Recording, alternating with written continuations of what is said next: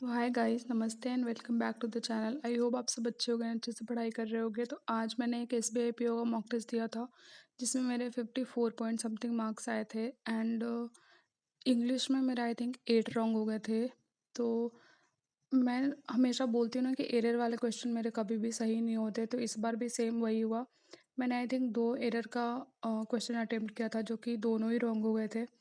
उसके बाद फिर कुछ फिलर्स आए हुए थे। फिलर्स में भी बहुत ज़्यादा रॉन्ग हुए थे क्योंकि उसमें वर्ड मीनिंग था एंड वोकैब था।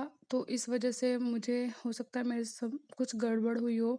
इस वजह से बहुत ज़्यादा इसी में सबसे ज़्यादा वोकैब्स वाले में ही रॉन्ग हुए थे। एंड पीजे आया था तो पीजे में मेरे 1 या 2 रॉन्ग हुए थे, बाकी सारे सही हुए थे।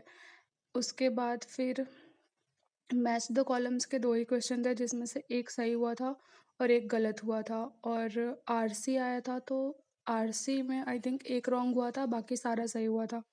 तो इस बार मतलब मोस्ट ऑफ द टाइम बहुत ज़्यादा रॉन्ग होते थे, बट इस बार थोड़े कम थे, तो मे बी इम्प्रूवमेंट हो रही हो। उसके बाद फिर क्वांट में दो डीआई आई थी, 1 केसलेट आया था एंड क्वाड्रेटिक नहीं आया था।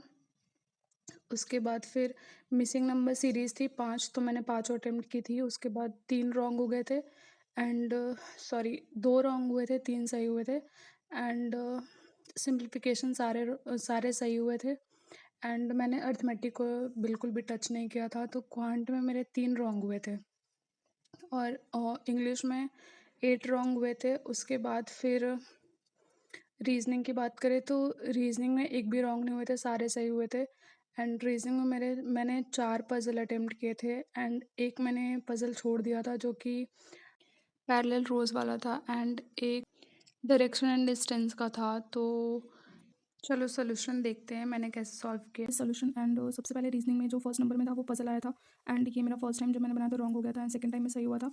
उसके बाद सेकंड भी लीनियर पजल था, जो एक रूम में 6 लोग बैठे हुए हैं एंड उसके बाद थर्ड में था ये फ्लोर एंड फ्लैट बेस्ड, जो कि फर्स्ट टाइम मैंने ट्राई किया तो रॉन्ग हो गया था बट सेकंड टाइम में सही हो गया था।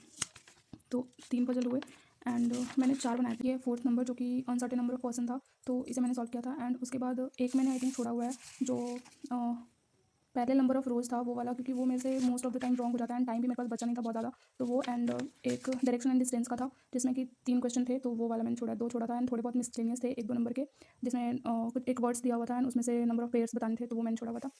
तो ये रीजनिंग का हो गया एंड उसके बाद ये मैंने एक डीआई सॉल्व की थी जो कि मतलब देखने में तो ईजी लग रही थी बट उसके क्वेश्चन थोड़े टफ थे एंड एक ये डीआई आई थी जो कि ये था केसलेट था जो कि टेबल एंड चेयर के ऊपर था, जो मेरे से सॉल्व नहीं हुआ था।